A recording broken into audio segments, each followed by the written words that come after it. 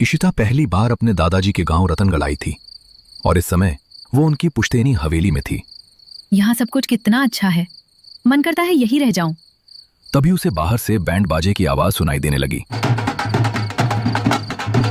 ओहो, लगता है किसी की बारात जा रही है। उसने उठकर खिड़की से देखा तो सामने से 4 आदमी डोली उठाए गली से गुजर रहे थे। अरे वाह, डोली आज के जमाने में। तभी उसका मोबाइल वाइब्रेट किया। अरे टीना का वीडियो कॉल। उसने कॉल रिसीव किया। कैसी हो दीदी? टीना, माँ, पिताजी, यहाँ सब बहुत अच्छा है। मैं तो कहती हूँ कि आप भी यहाँ आ जाइए, हम सब मिलकर यहाँ कम से कम 1 महीने रहेंगे। ठीक है बेटा, अगली बार हम सब साथ में चलेंगे। देखो माँ, आपको कुछ दिखाती हूँ। ये कहकर इशिता ने खिड़की खोली, लेकिन अरे कहाँ गई? क्या था दीदी? कुछ आदमी बैंड बाजे के साथ एक डॉली लेकर जा रहे थे, पता नहीं कहाँ चले गए। कोई बात नहीं दीदी, अब की बार कुछ ऐसा दिखे तो वीडियो बना लेना। इशिता ने अपने परिवार से काफी देर बात की और उसके बाद बेड पर लेटकर रील्स देखने लगी। करीब 1.5 घंटे बाद उसको झपकी सी आई थी, लेकिन तभी अरे ये क्या? उसे बैंड बाजे और शहनाई की आवाजें आने लगी। अब किसकी बारात जा रही है इतनी रात में? उसने उठकर खिड़की से देखा जो सामने का मंजर बहुत ही अजीब था।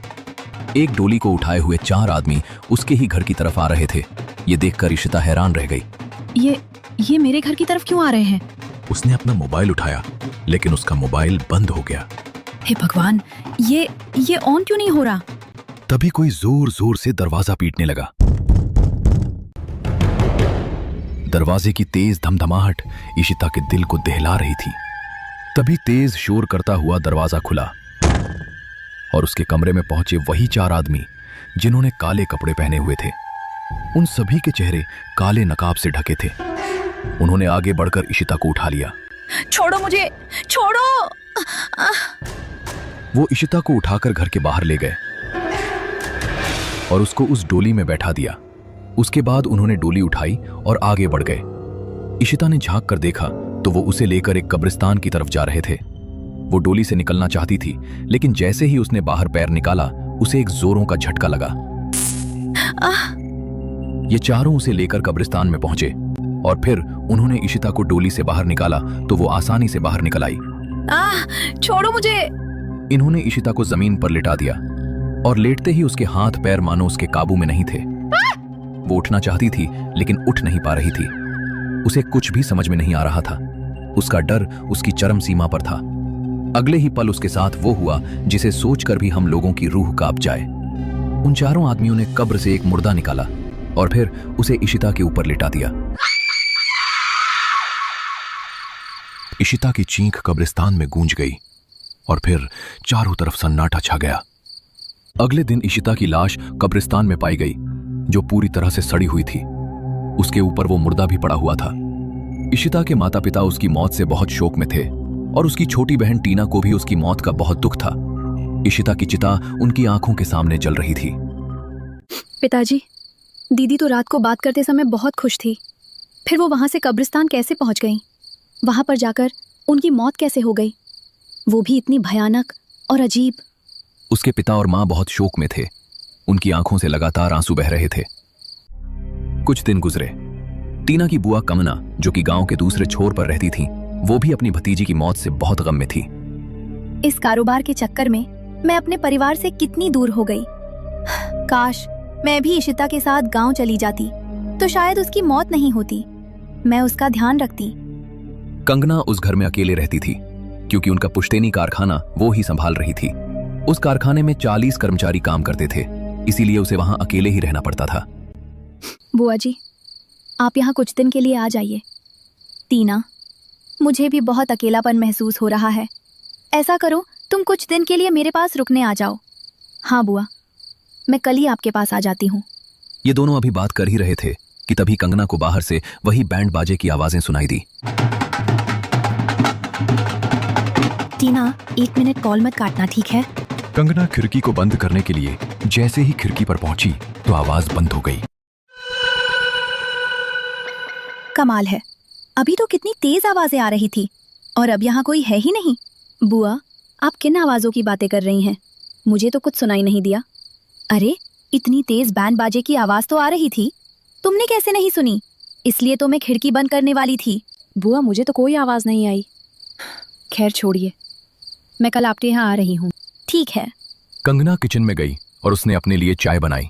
उसके बाद घर के बरामदे में बैठकर चुस्की लेने लगी। तभी उसको फिर से वही आवाज सुनाई दी। अरे ये आवाज फिर से?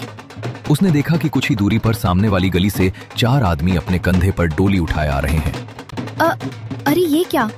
बजाने वाला तो है नहीं, फिर ये आवाजें कहाँ से आ रही हैं? वो उन चारों को गौर से देख रही थी। तभी एक कौवा आकर उसके कंधे पर बैठा और वो चौंकते हुए उठ खड़ी हुई। उसके हाथ में पकड़ा कप भी जमीन पर गिरकर टूट पड़ा। अरे! उसने कप को उठाया और सामने देखा तो अब वहां दूर दूर तक कोई नहीं था। ये क्या हो रहा है? ये लोग बार बार कहाँ गायब हो जाते हैं? अब कंगना को बहुत हैरानी हुई। ये दूसरी बार था कि उसको डोली नजर आई थी। वो कारखाने गई और फिर अपना काम निपटाकर वापस आई। रात 8 बजे उसने डिनर किया और तभी अचानक से लाइट चली गई। अरे, इसको क्या हुआ? तभी अंधेरे में उसने देखा कि उसके सामने वाली कुर्सी पर कोई बैठा है। कौन है? उसने स्विच ऑन किए तो अब घर में उसके अलावा कोई नहीं था। उसने माथे पर आए पसीने साफ किए। ये मुझे क्या हो रहा है? कभी डोली दिख रही है तो कभी कोई और। उसने नींद की गोली ली और फिर अपने बेडरूम में पहुंची। उसे सोए हुए अभी कुछ समय हुआ ही था, तभी उसके शरीर पर ओढ़ी चादर अपने आप उतर गई, जिसका उसे जरा भी पता नहीं था। उसे किसी के रोने की आवाज सुनाई दी और उसकी आंख खुल गई। कौन है? वो आवाज को सुनते हुए घर से निकली तो उसने पाया कि एक लाल जोड़े वाली लड़की पेड़ के नीचे बैठी रो रही है। अरे, कौन हो तुम? क्यों रो रही हो? कंगना उसकी तरफ बढ़ ही रही थी कि तभी उसको फिर से वही आवाजें सुनाई देने लगी। उसने देखा सामने से वही 4 आदमी डोली लिए आ रहे हैं, लेकिन इस बार उनकी रफ्तार तेज थी, जिन्हें देखकर कंगना डर गई। वो डर गई और घर की तरफ भागी ही थी कि तभी उन चारों ने उसे उठा लिया। छोड़ो मुझे! उन चारों ने कंगना को भी डोली के अंदर डाला और फिर उसे लेकर चल दिए और वो औरत बैठी हुई अब जोर जोर से हंसने लगी। वो चारों उसे उठाकर चल दिए। बाहर से बैंड बाजे की आवाज आ रही थी, लेकिन बजाने वाला कोई नहीं था। कंगना बहुत ज्यादा डरी हुई थी। उसने डोली से झांक कर देखा तो उसको सामने ही रतनगढ़ का कब्रिस्तान नजर आ रहा था। ये तो दादाजी का गांव रतनगढ़ है, लेकिन मैं यहाँ इतनी जल्दी कैसे पहुँच गई? वो चारों उसको लेकर कब्रिस्तान के अंदर चले गए। उन्होंने उसे जमीन पर लिटा दिया और फिर खड़े होकर उसे देखने लगे। मुझे छोड़ दो, मुझे जाने दो। कौन हो तुम लोग? वो उसे घूर रहे थे। उनकी लाल चमकती भयानक आंखें कंगना देख पा रही थी। वो उठना चाहती थी, लेकिन उसके हाथ और पैर अजीब ढंग से जाम हो गए, जैसे वो उसके काबू में ही ना हो। उसने देखा कि वो चारों आदमी एक मुर्दे को उठाकर उसके पास लेकर आ रहे हैं। उस मुर्दे की हालत बहुत खराब थी। उन्होंने मुर्दे को लाकर कंगना के ऊपर डाल दिया। कंगना को उसके शरीर की बांस बहुत बुरी तरह से आ रही थी। कंगना का हाल बहुत बुरा था। वो कुछ करती इससे पहले ही वो चारों भी उसके करीब पहुंचे और उसकी भी चीख कब्रिस्तान में गूंज गई। सुबह होने पर कब्रिस्तान के नेगहबान की नजर जब कंगना की लाश पर पड़ी तो उसका दिल दहल उठा। या अल्लाह! कुछ ही देर में गांव में ये बात आग की तरह फैल गई और फिर सभी वहां जमा हो गए। ये लड़की कौन है? गांव की तो नहीं लगती है। तभी मुखिया ने अपने दिमाग पर जोर दिया और फिर ये तो छोटे ठाकुर की बहन कंगना है। उस समय टीना से मिलने उसका दोस्त रितेश भी घर आया हुआ था। तभी घर के टेलीफोन पर मुखिया का कॉल आया। हेलो छोटे ठाकुर, आपके लिए बुरी खबर है। ये सुनकर रजनीश के पैरों तले जमीन निकल गई। अब ये चारों मधुपुर गांव से रतनगढ़ गांव के लिए निकल गए और वहां से घंटों का सफर करने के बाद रात के समय ये गांव पहुंचे। मुखिया जी, कहाँ है मेरी बहन? कंगना के घरवालों ने उसकी लाश देखी तो मानो इन पर दुखों का पहाड़ टूट पड़ा। बुआ जी! टीना बहुत जोरों से चिल्लाई और जमीन पर ढेर हो गई। अरे टीना, संभालो खुद को, होश में आओ। ये सब कैसे हुआ मुखिया जी? आज सुबह जब कब्रिस्तान का निगहबान उठा तो उसने कंगना की लाश को कब्रिस्तान में देखा। मैंने कंगना बिटिया को पहचाना और आपको जानकारी दी। शाम होने तक इन्होंने रतनगढ़ में ही कंगना का अंतिम संस्कार किया। क्रियाक्रम के बाद सभी रिश्तेदार अपने अपने घरों को चले गए। टीना बेटा, चलो अब हम भी घर चलते हैं। पिताजी, पहले इशिता दीदी गई और अब बुआ। दोनों की मौत इसी गांव में हुई, एक ही जगह, एक ही तरह से, जबकि बुआ तो यहाँ थी भी नहीं। ये सब हो कैसे सकता है? बेटी, हम कर भी क्या सकते हैं। चलो यहां से चलते हैं। इस गांव में हमें कभी खुशियां नहीं मिल सकती। टीना को उसके पिता की बात समझ नहीं आई और ये सभी वापस से अपने घर आ गए। यहां आकर टीना ने रितेश से अकेले में काफी देर बात की और 10 बजे तक रितेश भी अपने घर चला गया। रात के समय टीना अपने कमरे में सो रही थी, तभी उसे भी बैंड बाजे की आवाज सुनाई देने लगी। ये आवाज? उसने उठकर खिड़की से देखा तो सामने से डोली उठाए वही 4 आदमी आते हुए नजर आए। वो जल्दी से घर से निकल बाहर पहुंची तो वहां कोई नहीं था। अजीब बात है, कहाँ गए वो लोग? तभी टीना ने अपने दिमाग पर जोर दिया। उसको कुछ ध्यान आया और उसने तभी रितेश को कॉल लगाया। हेलो रितेश। हाँ टीना, क्या तुम मेरे घर आ सकते हो अभी? इस टाइम कुछ खास? हाँ, तुम्हें कुछ बताना है। ठीक है, आता हूँ। रितेश अपने घर से निकला और टीना के पास पहुंचा। हाँ टीना बताओ, ऐसी क्या इमरजेंसी थी? सबसे पहली डेथ इशिता दी की हुई। डेथ से पहले कॉल पर उन्होंने बताया था कि उन्होंने कुछ आदमियों को डोली ले जाते हुए देखा है। उन्हें बैंड बाजे की तेज आवाज सुनाई दी थी। तो उसके बाद दूसरी मौत हुई कंगना बुआ की, और जब वो मुझसे बात कर रही थी तो उनको भी डोली ले जाते हुए 4 आदमी नजर आए थे। क्या? ये कैसे हो सकता है? और इन दोनों डेथ में एक बात और कॉमन है, दोनों की लाश कब्रिस्तान में पाई गई थी और उस रात कब्रिस्तान की एक कब्र से एक मुर्दा बाहर था। और तुमको एक और बात बताऊं? क्या? अभी कुछ देर पहले मुझे भी बैंड बाजे की आवाज सुनाई दे रही थी और वो 4 डोली वाले आदमी भी नजर आए थे। Oh my God! रतनगढ़ गांव में कुछ तो ऐसा है जो हमें पता होना चाहिए, जिसके बारे में पिताजी भी बात नहीं करना चाहते। हाँ टीना, तुम ठीक कहती हो। हम लोग सुबह ही रतनगढ़ गांव जाएंगे और पता लगाएंगे कि उस डोली और कब्रिस्तान का क्या रहस्य है। अगली सुबह ये दोनों किसी को बताए बिना रतनगढ़ पहुंच गए। अरे टीना बिटिया, तुम यहाँ? मुखिया जी, आप हमारी हवेली के बारे में क्या जानते हैं? ये सुनकर मुखिया ने टीना को हैरानी से देखा। लेकिन तुम उसके बारे में क्यों जानना चाहती हो? मुखिया जी, प्लीज हमारी मदद कीजिए। डोली, कब्रिस्तान और 4 आदमी, इन तीनों से जुड़ी कोई ऐसी घटना है जिसके बारे में आप जानते हैं?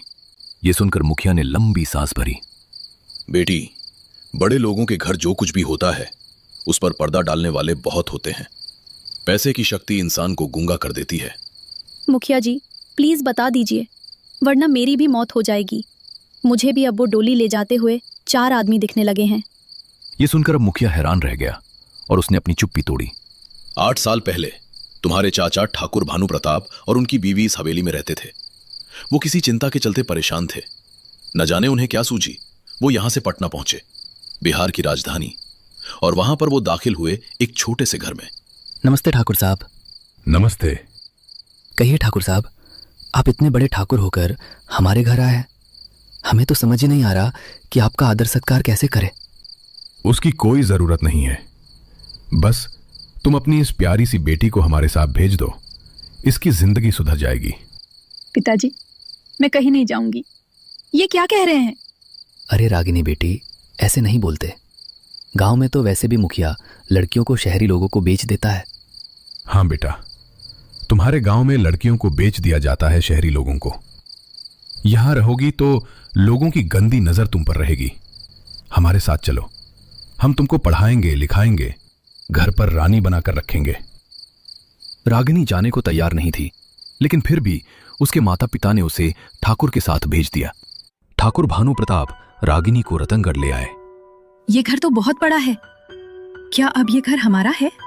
हाँ बेटा, अब यही तुम्हारा घर है और आज से मुझे माँ और इनको पिताजी कहना, ठीक है? ठाकुर के घर आकर रागिनी बहुत खुश थी और ठाकुर और ठाकुरायन उसे बहुत प्यार करते थे। लेकिन एक रात वो हुआ जिसका किसी को अंदाजा भी नहीं था। रागिनी बेटी, आओ मैं तुमको तैयार कर देती हूँ। तैयार? इतनी रात में? किस लिए माँ? बेटी, आज तुम दुल्हन बनने वाली हो। दुल्हन बनने वाली हूँ? वो तो तब बनते हैं ना जब शादी होती है। हाँ, तुम्हारी शादी होने वाली है आज।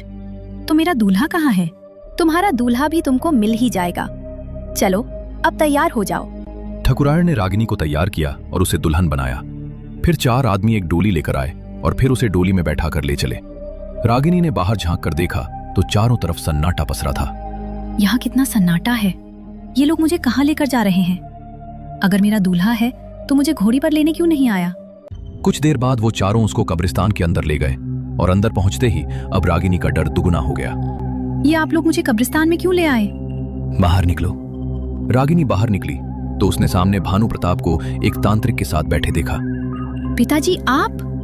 उसे देखकर रागिनी की थोड़ी हिम्मत बढ़ी थी, लेकिन भानु प्रताप ने उसकी तरफ देखा तक नहीं। तांत्रिक ने उन चारों आदमियों को इशारा कर दिया और इन्होंने रागिनी को जमीन पर लिटा दिया। ये आप क्या कर रहे हैं? जमीन में 4 खूंटे गाड़ दिए गए जिनसे रागिनी के चारों हाथों और पैरों को बांध दिया गया था। वो अब अपनी जगह से हिल भी नहीं सकती थी। तभी उन लोगों ने कब्र से एक मुर्दा निकाला और उसे रागिनी के ऊपर डाल दिया। रागिनी का डर अपनी चरम सीमा पर था। मुर्दे की हालत बहुत खराब थी, जिस वजह से वो बहुत भयानक दिख रहा था। बाबा, अब तो हमारे ऊपर लगा संतानहीनता का दोष हट जाएगा। इधर ठकुरायन अपने घर में बैठी हुई पुरानी बात याद कर रही थी, जब वो अपने बेऔलादा होने से परेशान हो रहे थे। तुम्हारी औलाद हो सकती है, लेकिन उसके लिए एक विधि करनी पड़ेगी। कौन सी विधि बाबा? इधर रागिनी चीख रही थी, लेकिन ठाकुर को इससे कोई फर्क नहीं पड़ रहा था। इसी क्रिया के मुताबिक अब तांत्रिक मंत्र पढ़ने उसके पास बैठ गया था, लेकिन अब रागिनी बहुत जोरों से चीख चिल्ला रही थी।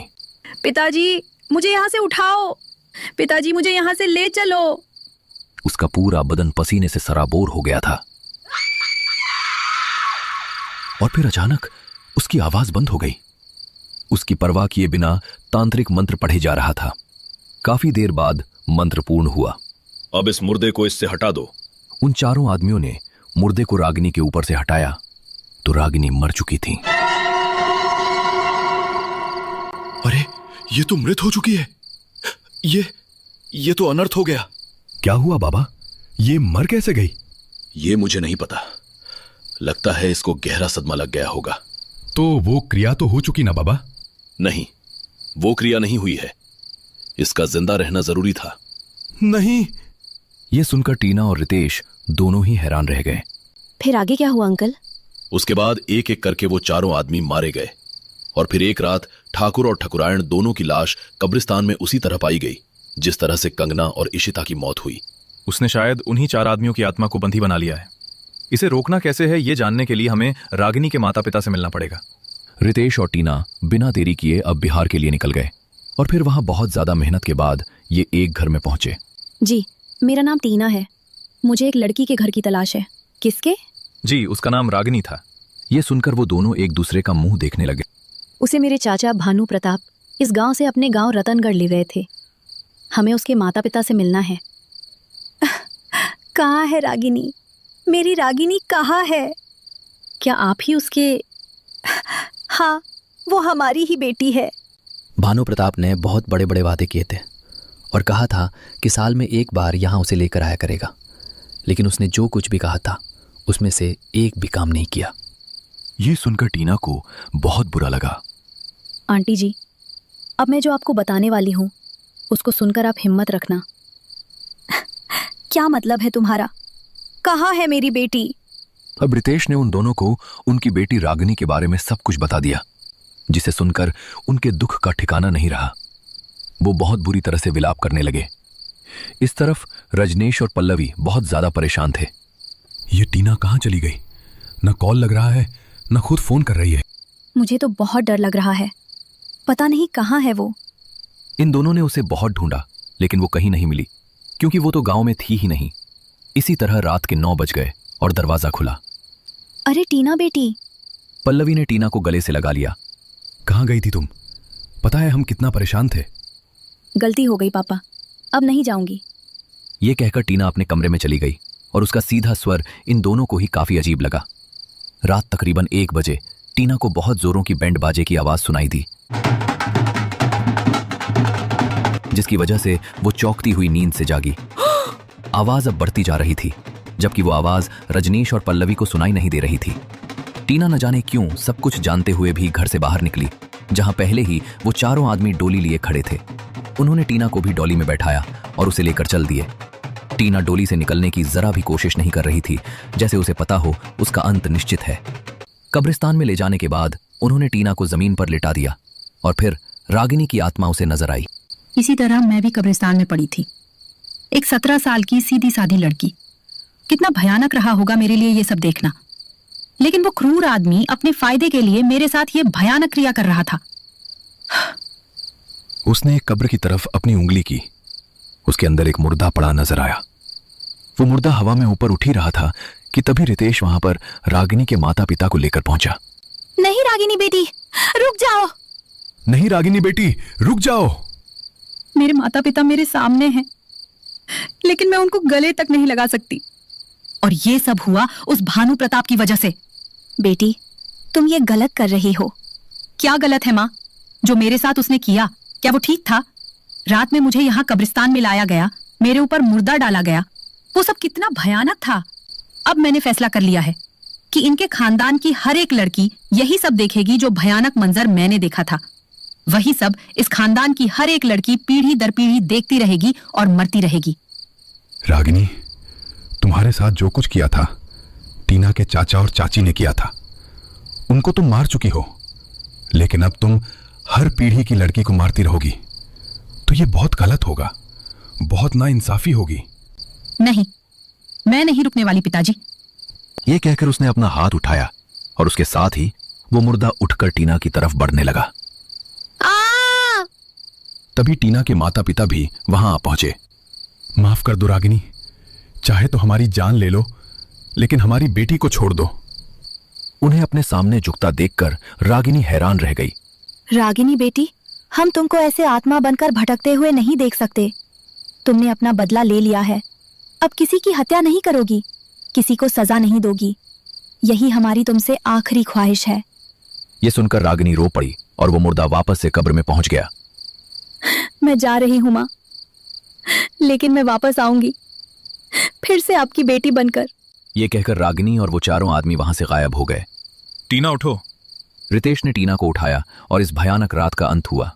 रागिनी के माता पिता को रजनीश ने अपने साथ अपने ही घर में रख लिया और उसके बाद मौत की वो डोली कभी किसी को नजर नहीं आई।